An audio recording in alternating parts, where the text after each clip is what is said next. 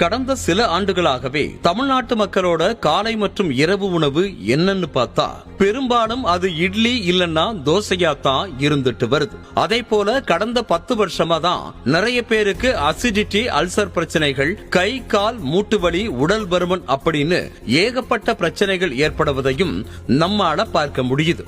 இதுக்கெல்லாம் காரணம் என்னன்னு பார்த்தா நாம அன்றாடம் பயன்படுத்தும் இட்லி மாவு தான் அப்படின்னு அதிர்ச்சி தகவல் ஒண்ணு வெளியாக இருக்கு.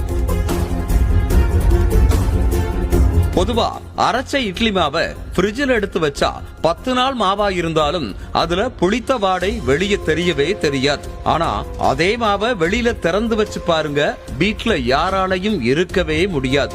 சோ இப்படி ஃப்ரிட்ஜில் வைக்கும் மாவை தொடர்ந்து பயன்படுத்தி வருவதால உடம்புல கொலஸ்ட்ரால் அதிகரிக்கும் என்றும் வீசிங் பாதிப்புகள் ஏற்பட அதிக வாய்ப்பு இருக்கிறதாகவும் மருத்துவர்கள் பலர் தொடர்ந்து வலியுறுத்திட்டு வர்றாங்க.